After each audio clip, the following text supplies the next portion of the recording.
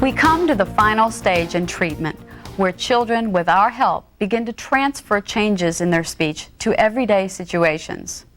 Transfer activities must be carried out in steps of increasing difficulty. For example, you may want to start by taking the children in the hallway and having them ask simple questions of students, teachers, or custodial staff. Let's hear from Dr. Gregory about this. Kids with ADHD or autism want to be independent. Try Goalie, the visual scheduler that guides them through routines so you don't have to. Goalie, reinventing routines. One of the clinician's most important responsibilities is to talk with the child about establishing a hierarchy of speaking situations of increasing difficulty in the school, at home, and elsewhere. An example could be to role play a situation in therapy, and then when the child feels sufficient confidence, carry out the speaking task in real life. Let's watch now as Dr. Guitar and Christy pay a visit to Christy's teacher, a very good example of transfer. Sure. Well, thanks for being able to see us, Mrs. Patterson. I think this will be a good opportunity for us all to discuss Christy's speech. Oh, sure. Yeah, I know that you do see Mr. Guitar on a regular basis around your speech. What's it all about? Well, since I was in 3rd grade, I've stuttered, and Maybe one place to start to help Mrs. Patterson understand what you're going through is to tell her a little bit about stuttering, because even though you've known Christy for 3 or 4 months, you probably have never talked to her about her stuttering, even though you may have seen her get hung up. I haven't. I didn't. For families living with ADHD or autism, preventing meltdowns is everything. Goalie reduces stress by enabling kids to complete routines independently.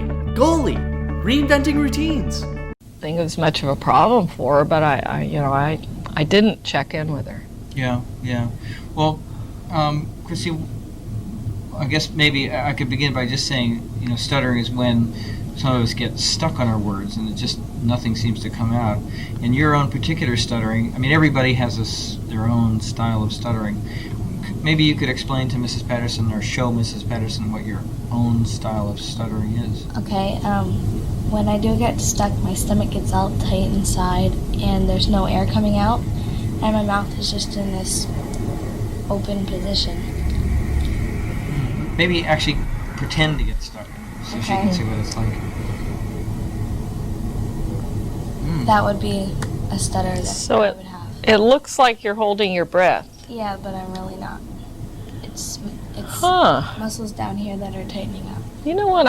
I'm thinking back to a time in class when I called on you, and I think that might have happened, and you just didn't say any answer, and eventually I called on someone else. Yeah, it might have happened. Oh, I'm sorry. I didn't realize what was going on. That's fine.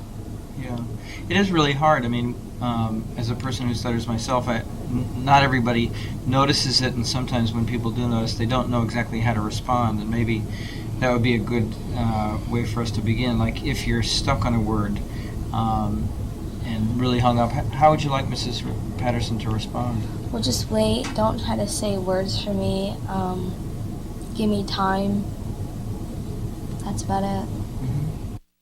In this transfer activity, Christy did a nice job of making changes when talking with her teacher. Not all children will be this successful, at least at first.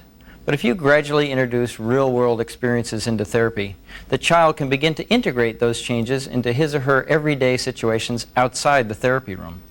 Kids with ADHD or autism want to be independent. Try Goalie, the visual scheduler that guides them through routines so you don't have to. Goalie, reinventing routines. Let's watch as Nikki uses an easier, relaxed approach and smooth movements in a more difficult speaking situation that includes people he has never met before. Resisting time pressure means that you're saying a sentence, but you forgot what you're going to say. You stop and think. But then after you think, you start off again with an easy beginning.